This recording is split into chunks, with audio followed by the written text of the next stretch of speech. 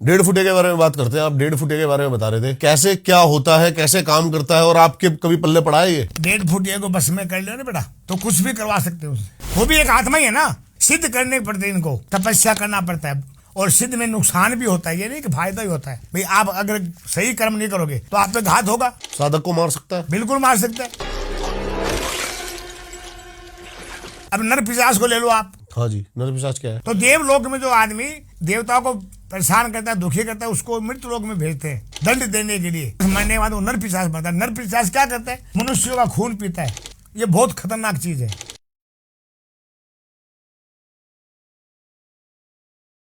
डेढ़ फुटे के बारे में बात करते हैं। आप डेढ़ फुटे के बारे में बता रहे थे, बिल्कुल। कैसे क्या होता है, कैसे काम करता है, और आपके कभी पल्ले पड़ा है ये? डेढ़ फुटिया को बस में कर लो ना बेटा, तो कुछ भी करवा सकते हो उससे। बच्चा होता है? होता बच्चा ही है। 1.5 फुट कोई फुट थोड़ी होती लकड़ी की। वो भी एक आत्मा ही है ना। भाई कच्चा कड़वा बच्चा ही होता है, ये भी 1.5 फुटिया होता है। मानते नहीं मेरी बात को? कैसे सिद्ध करा जाएगा? सिद्ध करने पड़ते हैं इनको, तपस्या करना पड़ता है, उसके लिए कर्म करना पड़ता है, और सिद्ध में नुकसान भी होता है, ये नहीं कि फायदा ही होता है। ये कोई जरूरी नहीं कि सिद्ध हो जाएगी हमारी चीज। अच्छा। उसमें हमें दंड भी भोगना पड़ जाता है। जैसे? भाई घात हो सकता है। भाई आप अगर सही कर्म नहीं करोगे तो आप पे घात होगा। साधक को मार सकता है? बिल्कुल मार सकता है। भाई वो तो शक्ति है यार। अब नर पिशाच को ले लो आप। हाँ जी, नर पिशाच क्या है? नर पिशाच क्या है? जो देवता से धोखा देते हैं उनको जमीन पे भेजा जाता है, मनुष्य योनि दे के, फिर वो नर पिशाच बनते हैं। देवताओं को? भाई देव सब, यानी लोग कितने हैं? 3 लोग हैं। हाँ जी। मानता नहीं मानता? ये मृत्यु लोक है, वो देवलोक है। देखा किसी ने नहीं है? देखा क्या किसी ने? एक पताल लोक है क्या? तो देवलोक में जो आदमी देवताओं को परेशान करता है, दुखी करता है, उसको मृत्यु लोक में भेजते हैं दंड देने के लिए। वो नर पिशाच बनता है? नर पिशाच मरने के बाद वो नर पिशाच बनता है। नर पिशाच क्या करता है? मनुष्यों का खून पीता है। ओके। आपके पाले पड़े कभी इनसे? भैया मैं तो इनसे, देखो ये चीज बहुत शक्तिशाली है। मैंने ये नहीं कहूँ मैंने उसको सिद्ध किया है, ओके, मैं आपको झूठ नहीं बोलूंगा कभी भी। जो चीज है उसके लिए हाँ करूंगा, जो नहीं है उसके लिए ना करूंगा। ठीक है। लेकिन इसे बस में करना ना, ये बहुत खतरनाक चीज है। अगर बस में कर लिया तो ये आपका भी खून पी सकता है, ये मान लीजिए। अगर इसकी आप एक बात भी हटा दोगे तो फिर आपको भी नहीं बख्शेंगे, क्योंकि ये नुगरे इंसान है। ये योनि नुगरी योनि है। ये जैसे एक कुत्ता आप पालोगे तो मालिक को कुत्ता कभी नहीं काटेगा। काटेगा क्या? काट लेते हैं आजकल। नहीं, वो भी काटते नहीं। सही बात कही आपने, ये भी बात सही कही, काटे। वैसे ही ये बात है, क्योंकि पालने वाले को पहले काटते हैं साले। वो आपकी परवरिश पर डिपेंड करेगा, वो आपको काटेगा नहीं काटेगा। नहीं काटेगा। दूसरी बात है कि ये नुगरे है ना ये। हाँ जी। कुत्ता फिर भी वफादार कहलाता है। कुत्ता फिर भी वफादार मानते। इसमें लाखों में एक कुत्ता है, 1-2 कुत्ते ऐसे जो काटते हैं। हाँ जी। मानते हो मेरी बात को? सब नहीं काटते हैं। हाँ सही बात है। ऐसे सब काटे फिर सारा कुत्ता रखने छोड़ देगा लोग। बिल्कुल सही बात है। तो नर पिशाच सबसे खतरनाक है। कर्ण पिशाच ने भी लोग कहते हैं कि हमने तो अभी तक सिद्ध नहीं किया, मैं झूठ नहीं बोलूंगा। वो सिर्फ कानों में बुदबुदाती है। जैसे आप मेरे पास आए तो आपकी पूरी कहानी मुझे कानों में मालूम पड़ जाएगा। कई लोग इनको मनगढ़ंत कहानियां मानते हैं। जस्ट देखो, शास्त्र तो कहता है कर्ण पिशाच नहीं है। अब कहानी हकीकत है कि तो वो महाकाल जानता है। भाई मैंने तो इसको सिद्ध नहीं किया, मैं इनको झूठ कैसे मानूंगा ये बताओ। लेकिन आप प्रेतों को मानते हो। प्रेत आपने सही भी करे हैं, देखे भी हैं? बिल्कुल है, सही भी है, देखे भी हैं। और प्रेत तो होते ही हैं। भाई गीता में भी लिखा है भगवान किसने कि भूत भी मैं हूँ, प्रेत भी मैं हूँ, योनि भी मैं हूँ, सब कुछ मैं हूँ। तो जो मनुष्य मरता है उसे योनि तो पानी पड़ती है भैया। जो मनुष्य प्राणी शरीर त्यागता है उसे योनि मिलती है, तुरंत मिलती है। चाहे प्रेत की योनि मिले, चाहे पेड़ की योनि मिले, चाहे कीड़े की मिले, चाहे हाथी की मिले, चाहे घोड़े की मिले, चाहे स्त्री की मिले, लेकिन योनि भोग 184 योनि होती है। कितनी होती है? 184। ये योनि भोगनी पड़ती है। भैरव के बारे में बात करते हैं थोड़ी सी। हाँ वो तो। आप महाकाल के भक्त हो? हाँ बिल्कुल हूँ। लेकिन भैरव भी एक महाकाल का अंश है। अंश है, वही है, शिव ही है। ज्यादातर तांत्रिक जो है काली और भैरव की साधनाएं। भैरव है कौन? शिव ही है। हाँ जी, शिव ही है। मैं बता देता हूँ, रुद्र रूप, रुद्र अवतार है, शिव का अवतार है। हाँ जी, हाँ जी, हाँ जी। रुद्र अवतार तो हनुमान तंत्र में कैसे काम आता है? मैं बताता हूँ। भैरव सिद्धि भी की जाती है। हाँ जी। भैरव सिद्धि की जाती है। भैरव ने आपको जो मांगो दे सकता है। हाँ जी। पर ये कैसे हो ये बता देता हूँ कि जब राजा दक्ष यज्ञ किया था, महायज्ञ किया था, उसमें जमाई को और बेटी को नहीं बुलाया। जमाई कौन था? महाकाल शिव। और बेटी कौन थी? माँ पार्वती। तो पति से कहती भाई मेरे माता पिता के घर पे इतना बड़ा यज्ञ हो रहा, सब देवता आ रहे हैं, तो स्वामी आप क्यों नहीं चलते हो? बोले देखो पार्वती, उन्होंने हमें याद नहीं किया है, और बिना बुलाए कहीं भी नहीं जाना चाहिए। जहां जाते हो निरादर होके आयोगे आप। अगर बिना बुलाए आप जाओगे, बिना बुलाए, तो आपका निरादर होगा। बिल्कुल सही बात है। नहीं नहीं नहीं, मेरा बाप है, मेरी माँ है, मैं तो जाऊंगी नहीं जाऊंगी। शंकर कहा नहीं पार्वती, आप मेरी बात मानिए, आप बिल्कुल मत जाइए। उन्होंने हमें निमंत्रण नहीं दिया, तो हम निमंत्रण पे क्यों जा रहे हैं वहां पर। लेकिन तिरिया हट और बालक हट और जोग हट, जैसे हम जोग है, जोग हट और राज हट जैसे राजा है पहले, अब रजवाड़ा तो रहे नहीं है, ये 4 हट बहुत बेकार होता है। शंकर बोला भैया भाई, अगर तूने मेरी बात तो मान नहीं लेगी जा, तो शंकर की बात नहीं मान के पार्वती यज्ञ में आती है। आते ही उनके माँ बाप उसका अपमान करते हैं। पार्वती को खोटी खरी कहते हैं, शिव को कहते हैं। अब पति का अपमान सहन कौन करे, आज तो पति को सहन कर लेते, आज वो पत्नियां नहीं रही है कि उनके घर वाले गाली दे रहे हैं पति को, खड़ी खड़ी ऐसे कि हाँ सही बात है माँ, नहीं तो माँ सही बोल रही है।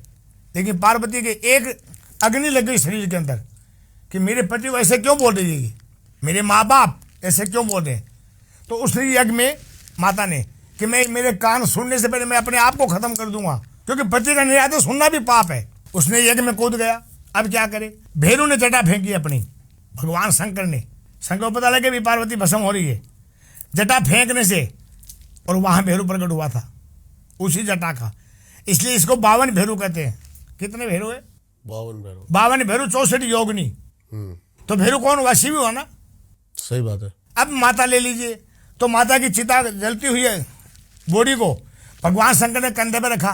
गलत तो नहीं करो मैं, क्यों भगवान था फिर भी पत्नी वियोग तो था ना उसको। लोग कहते भाई भगवान क्या करता है, अरे भैया पत्नी की इच्छा सबकी होती है कि नहीं होती है। सही बात है। तो उन्होंने ब्रह्मांड किया, जहां जहां माता का अंग पड़ा वहां वहां 9 पिंड 9 अखंड बना है, जिसको 9 दुर्गा कहते हो आप। चिंतपूर्णी है, नैना देवी है, ज्वाला जी है, वैष्णो देवी, वैष्णो देवी को नहीं कामाख्या देवी है। कामाख्या में खाली माँ की योनि है, मूर्ति नहीं है, नीचे का हिस्सा ना माँ का वही है। आज भी माता को 6 महीने से स्त्री धर्म आता है। पिछली बार हमारी बात हुई थी। हाँ, आजकल सबसे ज्यादा जो चल रहा है और ये धड़ल्ले से धंधा हो रहा है, फेसबुक पे मैं बहुत सारी एड्स देखता हूं कि 12 मिनट के अंदर किसी भी लड़की पर वशीकरण। अरे तो मेरे पे करके दिखाओ, मैं पिछली बार बोला था ना भाई, मेरे पे करो 24 घंटे में, 3 दिन में करके दिखाओ मेरे पे। 4 लाख में मैं तेरे से लेके दे दूंगा, उधार ले लूंगा, कर्जा ले लूंगा बैंक से किसी से, फिर किसी से कर्जा लेके दे दूंगा, उसको चुकाऊंगा। अगर करके दिखाते मुझे मेरे पे वशीकरण 15 दिन में 20 दिन में, मैं गारंटी लेता हूँ। वशीकरण कोई चिड़िया का नाम नहीं है, वशीकरण तैयार करना पड़ता है। वशीकरण को तैयारी करने में टाइम लगता है। ये थोड़ी है कि आप गेंद फेंक दी उस पर लग गई साले पे। वशीकरण को तैयार करना पड़ता है उस प्राणी के ऊपर, जो प्राणी पे हमें छोड़ना होता है।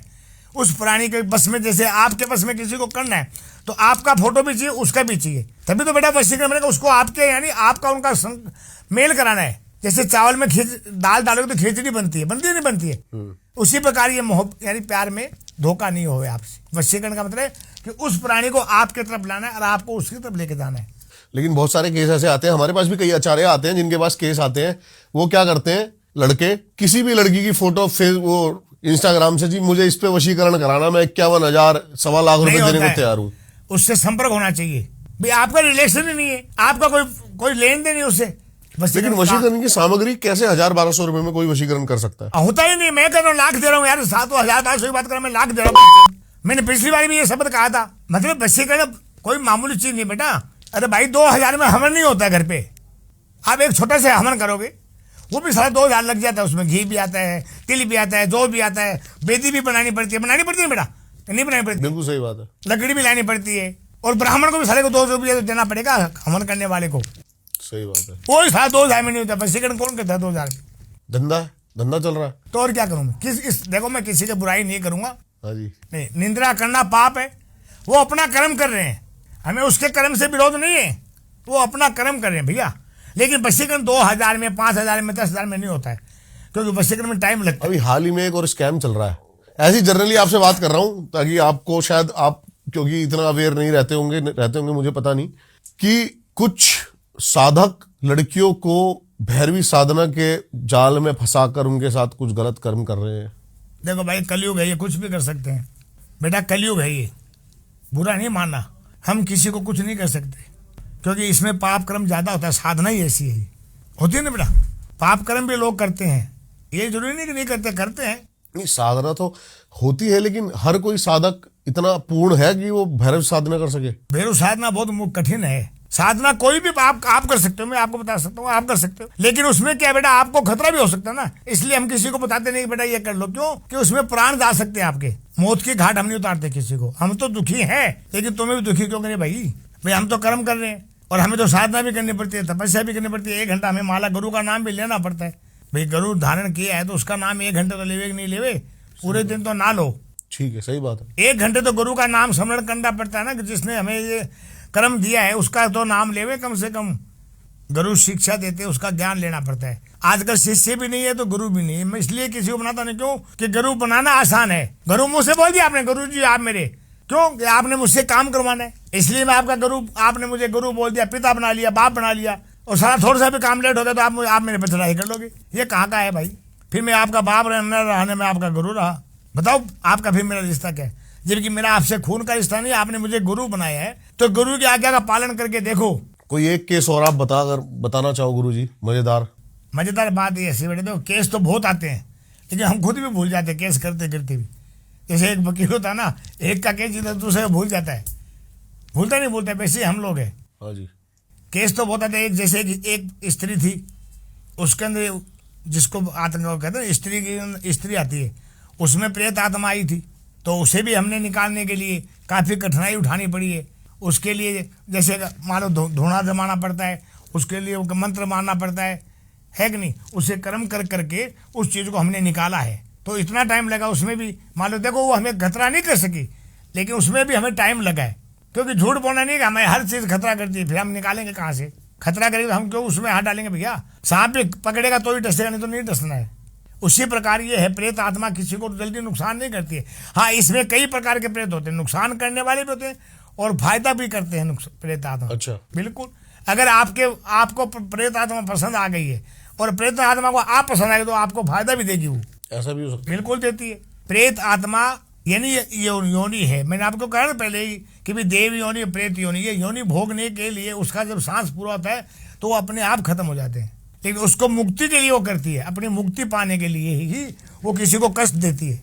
ठीक है भाई, मुक्ति तो कैसे मिले? मुक्ति पाने का मार्ग देखने के लिए ही वो दूसरे को कष्ट देती है। भाई मेरी मुक्ति करे ताकि मैं इस योनि से छूट के कोई योनि और दूसरी पाऊं।